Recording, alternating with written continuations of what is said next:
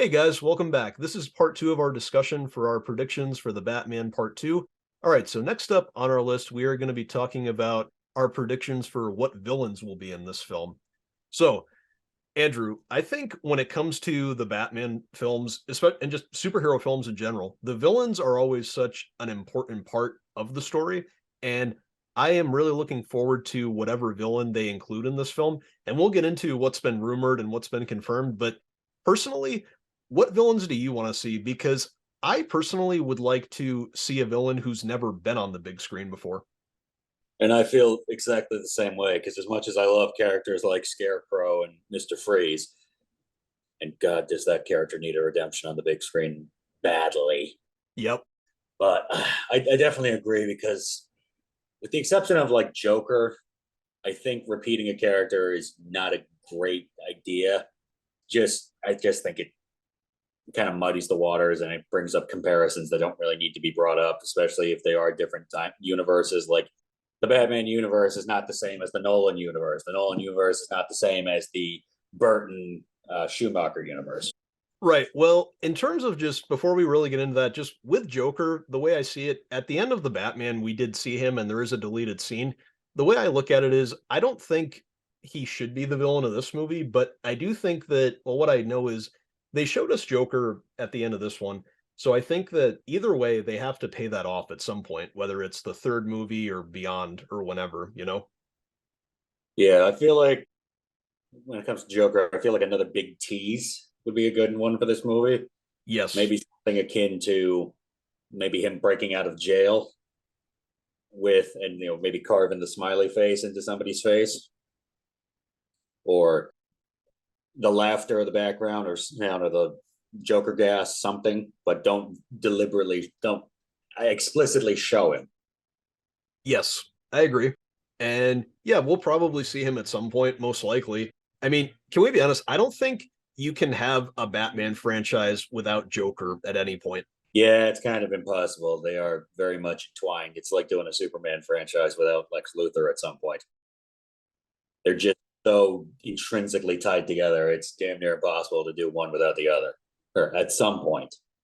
Well, I will tell you this from what we've heard so far, or at least what's been confirmed or hinted at, from what I've heard, I think that there will be returning villains from the first movie. I think I've heard that Catwoman, Riddler, and Penguin will all be making returns, but it's unclear exactly how big their roles will be.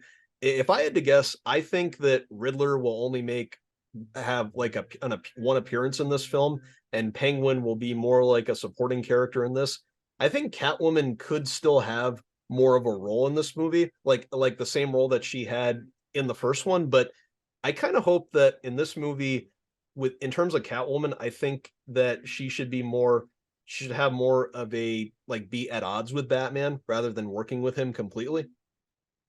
Yeah, because otherwise it would just be doing basically the same movie again, or the same relationship exactly again.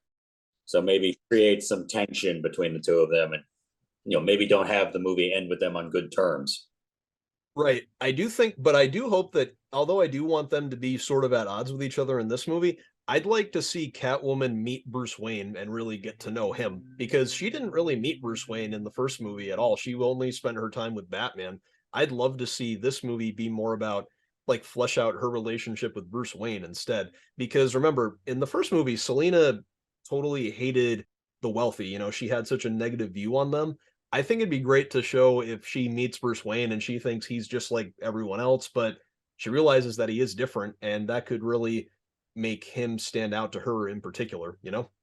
Yes, I think that would be a very nice, again, dynamic, especially if they go with the idea of, there's a rough patch in the relationship of Catwoman and Batman, but the fact that they're actually getting quite close in their real lives, I think would create this very interesting dynamic.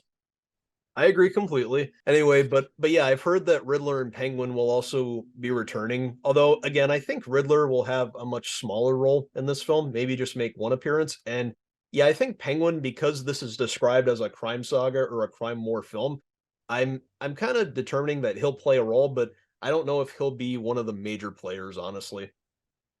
Yeah, no, I kind of see both I see Riddler sort of being used kind of like the deleted scene with Joker in the first one, maybe Batman goes to get some perspective from somebody of an equal mindset to whoever the big villain is. And Penguin, yeah, I kind of just see him more operating in the background, trying to extend his own criminal empire. I don't really see him being a huge part in this. Well, and that's another thing. I think that Penguin could actually be really similar to Scarecrow from the Dark Knight trilogy, where you have like this one villain who sort of appears in each film, but sort of doesn't really play a big role in each one, just sort of operates concurrently with the story, if you know what I mean. Yeah. Yeah, I think that could be really fun. Okay, so let's talk about who has been rumored for this film so far. So, as of right now, one of the biggest rumors has been Hush. And we discussed this earlier, but I got to tell you, I think Hush would work in this universe so well. The only problem is, I don't know if he should be portrayed exactly like he is in the comics because I think he might be too similar to how Riddler was portrayed in the first movie. And I definitely see where you're coming from. And if you look at Hush as a character, there is a lot of overlap between Hush and Riddler from the Batman. But I feel like there's also enough differences that you can utilize him because Riddler was much more about just taking down the corrupt elite in Gotham. Hush is much more hates the Waynes in particular and Bruce the most. Yes. So I feel like that is enough of a difference that they could do that. However, I don't think they would do that in the second movie because I think that would be a bit too similar to the first without any kind of breathing room. So maybe I would do Hush for the third movie. I agree. I think that would be really cool. I think Hush would work very well, like I said. Now, another villain who has been rumored to appear is Clayface. It hasn't been confirmed if he would be the main villain or just a major part of the film, but it's been rumored. And I gotta tell you, when I first heard about this, I did think, I don't know about that. But I gotta tell you, I think so. There could be two versions of Clayface they could go with. They could go with the Golden Age Clayface, in which he was depicted as more of a serial killer, or they could go with the full-on mud monster version of Clayface. But either way, whichever version they go with, I don't know, they'll probably surprise us. I have faith in Matt Reeves, but how do you feel about this having Clayface in the film? That would certainly be an interesting choice because, again, you could go with the serial killer version of Clayface, which I believe was his original version. Yes. Then again, we'd be doing the serial killer idea again. So, Yeah, and that kind of relates to how I don't think this should be another noir detective story.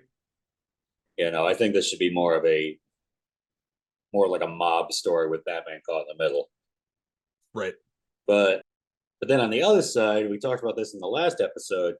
Everybody is very grounded in this Batman universe. So doing the Mud Monster version of Clayface, even though I do love that version. I mean, for crying out loud, Batman Arkham City, the final boss is Clayface. He's in the monster version. Again, spoilers for a game that came out in over 10 years ago. And while I think I would love to see that personally. I don't know if this is the universe to do that in. I Right. feel like that would have worked better. I don't know how they would have done that because CGI really wasn't a thing back then, but I think that would have worked better in the Burton universe. Oh yeah, that actually could have been interesting. Yeah, because I don't think you could have probably done that in the Nolan universe because you have the same problem. Everybody's very grounded. Everybody seems like they could be real people. It would be a bit more difficult to explain away, a giant shape shifting mud monster. Yeah, I get what you mean. Either way, if Clayface is a villain in this next film, I'm sure they can pull it off. We'll see what happens. We'll let them surprise us. Next up on the list is Mad Hatter, and this relates to what we were talking to earlier. So I had actually read before that originally Mad Hatter was supposed to make an appearance in the Batman. I don't know how big his role was going to be, but he at least would have made some appearance or play some role. But I guess that if what I read was right, he was cut from the film because I guess there were too many layers going on, and it was said that he was being saved for this movie.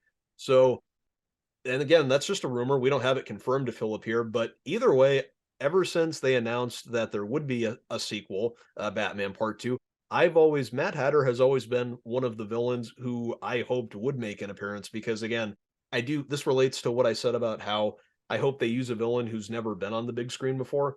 And I think that Mad Hatter could be a great choice. Yes, because Mad Hatter, I don't believe has made any kind of big screen appearance. Correct me if I'm wrong. I don't believe he has. No, we did see him in the Gotham TV series, and I think that that was really about it. But yeah, I think Mad Hatter could fit into this world very well. Yeah, definitely. I feel like of all the villains that are rumored, that's the one I want to see the most for this second movie. Because as much as I want to see Hush, like I said, I feel like that would be a bit too similar to the first. So I would save him for the third, give it some breathing room. So then you can maybe go back to a serial killer idea. But Mad Hatter, I think, would be probably the best option and the one I want to see the most because I feel like he's not a serial killer. He's more into the mind control, building his Wonderland idea. Yeah, I get what you mean. But aside from the villains who have been rumored, let's talk about some villains who probably could work really well. And number one on my list, like I mentioned earlier, is Hugo Strange. Yeah, that would be a very good one. The fact that that character has not made any kind of big screen appearance yet is shocking to me. Yes, I think that he's a very great villain, especially with how he was portrayed, not just in the comics, but also in the Arkham games, in the Gotham TV series. And I think that he would be such a great version or such a great addition to this franchise, whether it's a trilogy or more. I think he'd be a great villain and a great threat for Batman. But aside from Hugo Strange, I think that another great villain or group of villains who would be great is the Court of Owls. But I don't think they would be used in this movie. I think they'd be saved for the third film or maybe any future films because they seem more closely to a finale type of villain. Yeah, especially because the Court of Owls is presented as this big army of with trained assassins and unlimited wealth and power and influence. So it Yes, does feel like quite the final boss sort of villain. yes, I think that could definitely be hinted at. Maybe have one of Bruce. We're talking about last one, Bruce Wayne sort of developing his public life and his playboy persona. Maybe have one of his rich you know elite friends go back to their house and pull off grab a hat box off the shelf, open it, and there's the owl mask. absolutely. I think that could be cool. And I think that, honestly, in the first one, I'm surprised that we didn't see much about the court in the first movie because the fact that Riddler was going after Gotham's corruption, I thought it was going to turn out that aside from corruption, he was trying to go after the real root cause and that he was trying to expose the Court of Owls. I thought that's what it was going to go with, and it wasn't, which is totally fine. I'm sure that's okay. But I got to tell you, I think that if you're going to do that in the first movie and a Gotham that is totally filled with corruption, I think that having the court in there at some point would be a great way to go back to the beginning and talk about what was started, in the first movie. But yeah, I think the court could work really well. Lastly, before we get into the spin-offs that are confirmed for the Batman Part 2 and the rumored spin-offs, here's my big question for you. Do you think that Ra's al Ghul would work in this franchise? And if so, how would you like to see him? Or would you just not like to see him in this franchise at all? As much as I like the character of Ra's al Ghul, I don't want to see him in this universe because, again, like I mentioned, I don't like doing repeats of villains, even if Right. they are different universes, different timelines. With the exception of Joker, because again, you can't do a Batman franchise without Joker to some degree because they are so deeply intertwined with each other. So again, as much as I like Ra's al Ghul and I think they handled his character very well in the also very grounded and gritty Nolan trilogy, I just again, I just don't this time. I'm just not feeling it for this universe because this universe does seem to place more of an emphasis on the detective aspect as opposed to the superhero aspect. Right. And I just had another idea for how they could hint the Court of Owls. Maybe have like the end of the movie, Bruce is getting back to his mansion and he's got two beautiful women on his arms, and he sees there's a box waiting for him on the front steps, and he opens it and it's the owl mask. Just something akin to that. I think a very heavy tease, but a tease nonetheless. So Yeah, and I think that yeah, going back to the Court of Owls, I think Bruce reemerging in Gotham could be a great way to introduce the court because they could look at him as a possible new member, which could be really cool. yeah, and unlike the She-Hulk show, they're not going to show something in a box and then deliberately slap people in the face by skipping over that for an episode. Yeah, I get it. But apart from that, why don't we talk about the spin-offs that have been confirmed for the Batman universe and also just, you know, some rumored spin-offs that might happen or some ones that we want to see. So first up on the list, we have the Penguin TV series, which is currently in production, I believe. So this show is obviously going to focus on Penguin's rise to power, and it's said to be inspired by Scarface. So I got to tell you, I am very much looking forward to this show. What about you? Yeah, more of Colin Farrell's Penguin, absolutely. Yes, I think he was one of the best things about the movie, and I loved so many things about that movie, but I thought Colin Farrell as Penguin was a very, maybe somewhat of a comedic relief in some way, but also just I just loved the presence that he brought on screen. Oh yeah, you can tell he was having a lot of fun playing it too. Absolutely. And I also really liked this version of Penguin in general. Yeah, because they didn't really go with. I mean, yeah, you could know it was the Penguin, and yes, they called his club the Iceberg Lounge, but it wasn't the. He wasn't in the top hat with the monocle and the tails, and he didn't have the Penguin sidekicks. Like, they emphasize more the mobster aspect of Penguin. So Right. And yeah, I'm excited to see his rise to power in the show. I also know that Sophia Falcone will be in the series as one of the main villains, and it's also said that Alberto Falcone will appear, which, as you know, are the two children of Carmine Falcone. And I think this could be a great way, since the Batman was sort of a inspired by the Long Halloween. I think this could be a great way to continue that inspiration by bringing in Sophia and Alberto, and I'm excited to see both of them. What about you?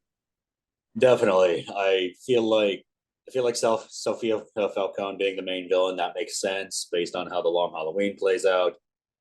Alberto Falcone, would he be like a secondary villain, or would he be more how he's portrayed in the adaptation of the Long Halloween? I'm actually not too sure. I doubt that we'll see, spoilers for anyone listening. I doubt we'll see the holiday killer in this show at some point, but I think that having Alberto in this show is a good idea.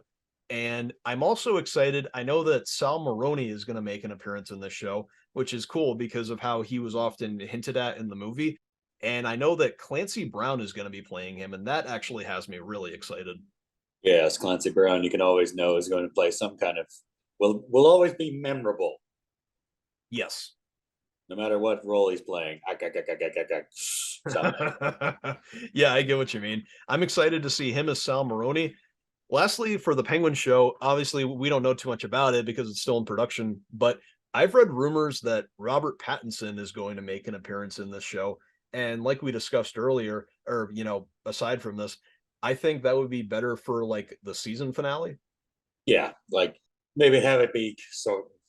Yeah, that definitely feels like a season finale kind of thing. Like Penguin's doing something, and Batman's like, if you keep sticking your nose in other people's business, it's not going to play out for you. Play out well for you. There's other people here who are a lot more dangerous than you think you are. Yep, agreed. And I do think that if that's the case, I kind of hope Pattinson makes an appearance in every spinoff. Yeah, because I think that would be a nice thread. Kind of again, it makes it feel like it's all part of this one living, breathing world. Yeah, because we had a Batman franchise from the late 80s and the 90s, and we had a trilogy from 2005 to 2012, but I don't think we've really had much of like a Batman universe at this point or big franchise universe, which I think this is really creating with all these spin-offs aside from the sequels. I think that this is just a great way to do that. And having him make an appearance, he doesn't have to have a big role in each spin-off, but just having him appear is such a great way to build all that. Yeah, Aside from the Penguin TV series, we also have an Arkham Asylum TV series in the works. And which this is good. yes, I am really looking forward to this. So far, I think that Matt Reeves has said that the film will have a sort of horror tone to it, and it's described as a sort of haunted house type show, with Arkham being this giant, insane, haunted asylum, which I'm really looking forward to. I think that's a great approach for the show. So kind of like American Horror Story Asylum, but with supervillains. That could be a way to approach it. I don't know too much about it because it's not really in production yet, but I'm definitely that could be a great way to explore it. And I got to tell you, I think could be a really great like antagonist for this show is Hugo Strange. Oh yeah, considering the fact, just is he in charge of Hugo? Is Hugo in charge of Arkham Asylum in the comics? Oh god, this is gonna get me roasted in the comics or the comments, isn't it? He's definitely one of the highest ranking members, and I think that just having him in this show would be a great way to not just introduce him, but I think he could be such a great villain as well. Yeah, I feel like him kind of pulling the strings and pushing pushing everybody to the brink of insanity. I think would be a nice arc for him as a bad guy. Yeah, and I think that this could also be a great opportunity to bring back the Joker and Riddler.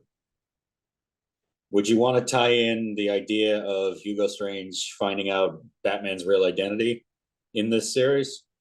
I don't know if that should be something that they do already, but I think if they were to include Hugo Strange, I think we could introduce the idea of Hugo Strange wanting to use these villains as a way to test Batman. Because remember, Hugo Strange has an obsession with Batman, and I think he could find a way to want to use villains to test him more, and that could lead into wanting to figure out who Batman is, which is obviously he's obviously learned Batman's identity in the comics, and I think that could be a really fun thing to explore in the show, like introducing it in a way. But yeah, I'd love to see Joker and Riddler make returns in this film, this show. I mean, No, definitely. And I'm very excited about this, even though, unlike Penguin, this one seems to be barely in the writing stage, from what I understand. I think it's currently being written right now, and I do think that aside from Joker and Riddler, I think this could be a great way to tease villains like Ventriloquist or maybe even Victor Zaz or maybe Calendar Man for all we know. I think that could be a great way to not like set them up for the future, but just show us like who else exists in Gotham. I mean, yeah, based, okay, let's be honest. This whole Batman universe is kind of, very much inspired by Long Halloween. Let's add another aspect of it by introducing Calendar Man. Right. Yeah, and I think that he could be a fun character to have in this show. Maybe not in a big role, but just to introduce him at some point. Another Would character I would introduce love to Jeremiah Crane, you think? Jeremiah Scare- Crane. Scarecrow. Jonathan Crane. Yeah, okay, Jonathan. that's Why did I think Jeremiah Crane? I don't know. I think that Jonathan Crane would be a great addition. Maybe not have him be Scarecrow right away, but maybe just have him, as a doctor obsessed with fear. I think having him in the show could be really cool. It could be a great setup. One character I would love to see is Harley Quinn.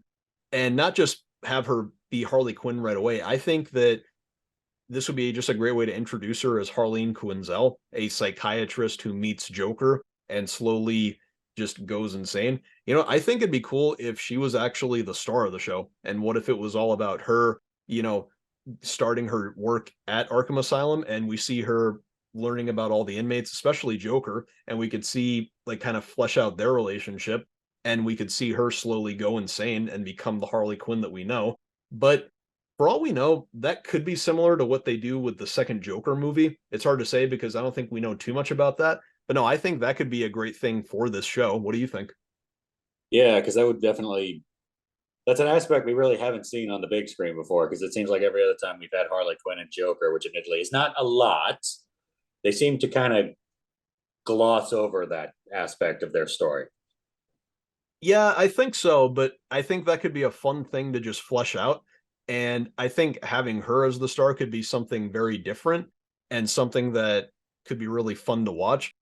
And I don't know who could play her. I mean, we've had rumors, but we won't talk about that too much because we don't want to jump I gotta into. say, we could talk casting dreams and rumors. We'd be here till next week. Yeah, we probably could.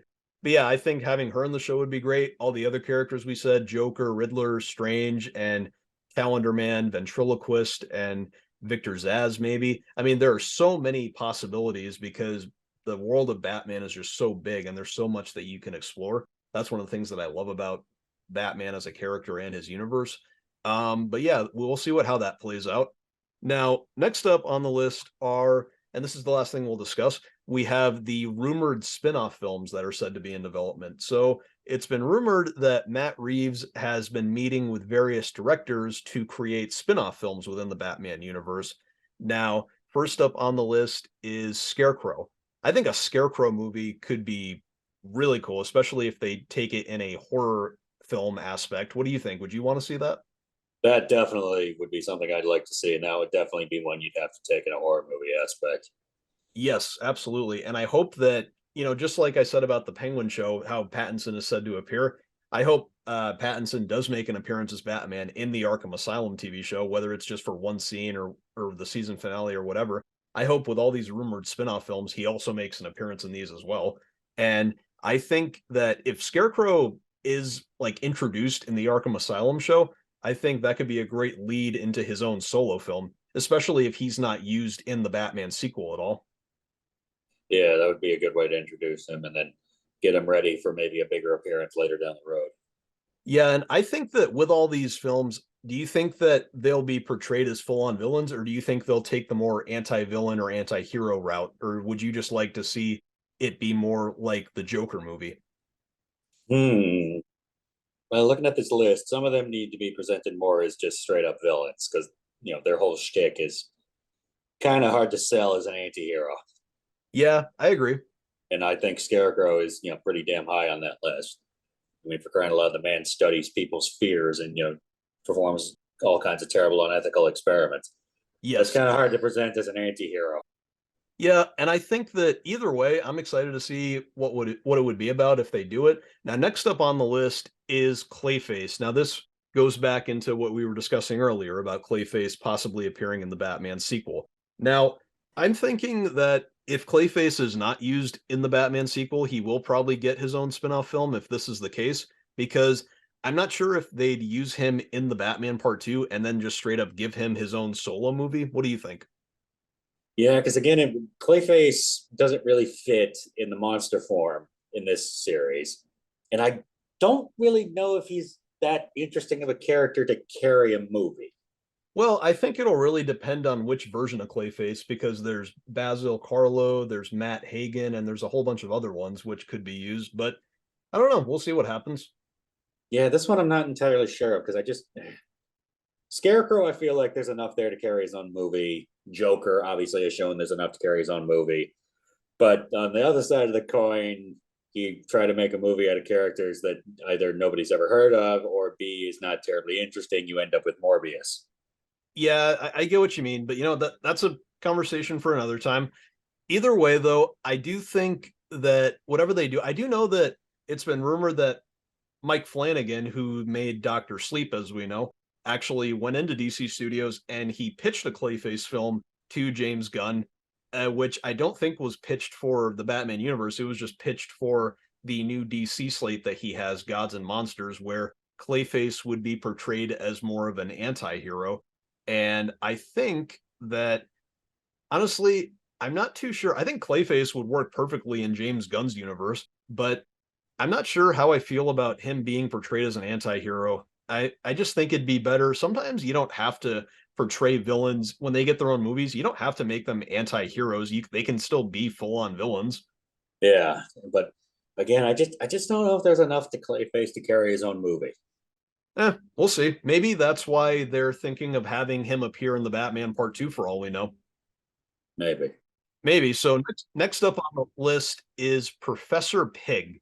Now, I got to tell you, I think that this could be really interesting. What do you think? I think I agree with you, but I don't think Pig would be the main focus. I feel like this would work better as Gordon investigating a serial killer and it's revealed to be Pig because I feel like Pig has the same problems as Clayface. I don't know if there's enough there to really carry his own movie. I do like that idea. Or for all we know, if not Gordon, if it's a Stolo film, I'd like to see GCPD officers who we haven't seen yet in this universe. Like we could see, like I mentioned before, Harvey Bullock, or maybe we could see Renee Montoya. We could see Chris Allen. We could see Stanley Merkel. We could see a whole bunch of other officers who aren't really focused on in the Batman sequels in this movie being the ones investigating Professor Pig. Yeah, no, that could work. That could definitely work because I feel like again, I know I said this with Clayface, but I think it's an even bigger thing. There's not a lot to Professor Pig as a character, so I don't feel like you could focus the entire movie around him. But using him as the payoff to a detective story set in the Batman universe that doesn't necessarily involve Batman directly, I think that would be a good use for him. Right. No, yeah, I get it. But next up, and I think this is the last one, it's been rumored that there is a Poison Ivy film in development for a spin-off film in the Batman universe. Now, I got to tell you, Poison Ivy to me has always been a great Batman villain, and I've been wanting to see her get a better portrayal on the big screen ever since 1997. And I think that giving her own spin-off film could be a great way to do that. The question is, would she work in a grounded universe? And that is a big question. And unlike the last two we've discussed, I do feel like there is enough to Ivy to carry a movie. Yes, And I think she could actually benefit from being portrayed as an anti-hero. I agree. I agree. I feel like if they're doing this kind of like almost like an origin movie, kind of have her start off as altruistic, but then eventually kind of, become the bit more of the villainess that she's known as, and maybe actually kind of have her buddy up to the hell is his name? So Salvatore Maroni, kind of like how she's presented in the. That's not Long Halloween. That is Mask of the Phantasm. No, not Mask of the Phantasm. Okay, so it is Long Halloween that she kind of ends up as his, not really enforcer, but henchman. Yeah, she ends up as an enforcer for Falcone. Well, for Falcone, but obviously Falcone's dead. So, but I feel like you could easily transmit that over to Maroni. Right. Yeah, I we'll see what happens. I mean, I think that giving her own spin-off film could be a great idea. And I know that usually she fits in with the more supernatural or fantastical side of what Gotham is, but I think a grounded version of Poison Ivy could work. And you know what? You want the best version of Poison Ivy? Go rewatch the animated series from the 90s. I think Definitely, yes. yes, that's one of my favorite, if not the best version of Poison Ivy. And I think that version could work as a grounded way of doing the version of the character. I think that could work really well. And yeah, I think Poison Ivy could be a great addition to this franchise, but I don't know, we'll see what happens. Yeah, okay. Looking at the four we just discussed, I feel like Scarecrow and Poison Ivy would be good as the focus of their movies. Professor Pig, we discussed, maybe don't have him be like the main focus, but have him be the payoff. You could maybe do that with Clayface. Clayface is a weird one because while he's physically impressive and he's physically intimidating, there's not a lot to his character. I get what you mean. And yeah, I think Scarecrow and Poison Ivy work the best on that list, but hey, we'll see what happens. They're not confirmed, they're just rumored, but we'll see. There is one name that we have not brought up that makes me very sad. Which one? Mr. Freeze. Yeah, this is something that we've discussed a lot lately. And I think that, with Mr. Freeze, I think that there was talk of that back when the Batman first came out. I think that Matt Reeves had said he'd be interested in exploring Mr. Freeze in like he said, there might be a grounded version of that character. And a lot of people debated, should Mr. Freeze be a grounded version in this franchise, or should he be the full on version that we know? And I don't know. A lot of people said that they wanted to see him as the villain in the Batman Part 2. But honestly, again, for the Batman Part 2, like I said earlier, I want to see a villain who's never been used on the big screen. So maybe giving him his own spin-off film could be a good idea. It's just here are the questions about that though. Does Mr. Freeze, like his character and his motivation and his backstory, does he work in this type of franchise? Yes, because I feel like he's more akin to Poison Ivy. You can present him much more as an anti-hero easily Right. because his methods are very detestable, but what he's fighting for is very sympathetic. Now, the reason I bring up Mr. Freeze, and I have not mentioned this on the show before, but Cade knows this very well. Mr. Freeze is not only my favorite Batman villain, he's my favorite villain of all time. Yes, he is. Okay, period. I loved his portrayal in the '90s cartoon with the Telltale, not the Telltale Heart, the Frozen Hearts, the Heart of Ice. Heart of Ice. God, I'm just gonna keep getting roasted in the comments today, aren't I? Yeah, the Heart of Ice episode in the animated show and just his portrayal in the animated show in general, that's probably, aside from the Arkham City version, that's probably the best version of Mr. Freeze that we've ever had. I Yeah. love that version of Mr. Freeze. Again, I love that version of Mr. Freeze, and I love his portrayal in the Arkham games. Not so much Arkham Origins, but Arkham City. My God, what a portrayal, what a performance, what a boss fight. I love the character Mr. Freeze, and it shakes me to the core that the only big screen portrayal we have of Mr. Freeze is the Arnold Schwarzenegger version from Batman and Robin. Yes. That Yeah. is a tragedy. Yeah. You know what? Here's what I will say to that. So I think that Mr. Freeze, if we do ever get a version of Mr. Freeze, I do think that he does deserve a better portrayal on the big screen. But again, in terms of which movie it'll be, I don't think it should be the Batman Part 2 because again, I think it should be a villain we've never seen before. And in terms of a spin-off film in the Batman franchise, that could work if he does get his own spin-off film. I'd like to see a spin-off film for him rather than Professor Pig or Clayface, to be honest. But I honestly think Clayface could work really well within James Gunn's new D slate, Gods and Monsters. And yeah, either way, I do hope we get a new version of Clayface, not Clay, Mr. Freeze at some point because I would love to see. I love that character, Mr. Freeze. I think he's great. But again, it just shouldn't be the Batman Part 2. I know a lot of people wanted it, but I just don't think it should be. And I can definitely see where you're coming from, but again, my all-time favorite supervillain.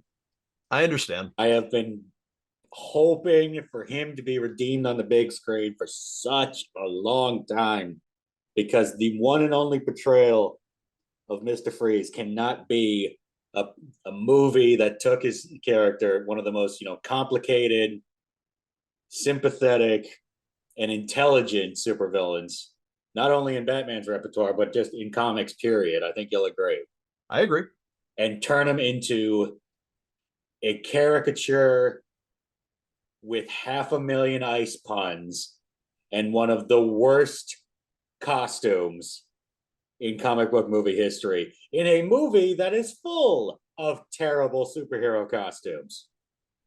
I see where you're coming from. I totally get it. But yeah, I tell you what, I'm sure that eventually we will get a new version of Mr. Freeze, a better portrayal, more accurate to the comics. But yeah, again, it's just I think if we do see him in the Batman franchise, it should be his own spin-off film rather than the Batman Part 2. And whether it's the full-on version that we know from the comics or a grounded version, I'm sure it'll be fine whichever. And whether we see him in James Gunn's new franchise, then great. But yeah, that's how I feel about it. I do want to see Mr. Freeze again sometime, but you know what? Time will tell. But yeah, I think that's pretty much it. Anything else you wanted to talk about? Yes, I just needed to get that off my chest. Okay. Because again, Mr. Freeze is my all-time favorite supervillain across DC and Marvel, and I just want a good portrayal so bad. Yeah, me too. But yeah, either way, in terms of what the Batman Part 2 will be, I am looking forward to what Matt Reeves will bring us. And I'm so excited to see Robert Pattinson again. I'm excited to see everybody who's returning again. I really love the universe and the overall story that the Batman set up, and seeing it continue just really made me happy. And yeah, I'm excited for it either way. You? Same. I feel like there's a lot of good things in the pipeline in this Batman universe. And between that and I mean, obviously we have to wait and see what the Gods and Monsters universe looks like, but I feel like the future's brighter for DC than it has been the last 8 or so years, shall we say. Yeah, I would agree. Well, okay. Yeah, I guess that's the end of our discussion. All right, guys. Well, thanks so much for listening, and we have more to come. And yeah, don't forget to like and subscribe, and we will see you later. Thanks. Bye. Have a good one.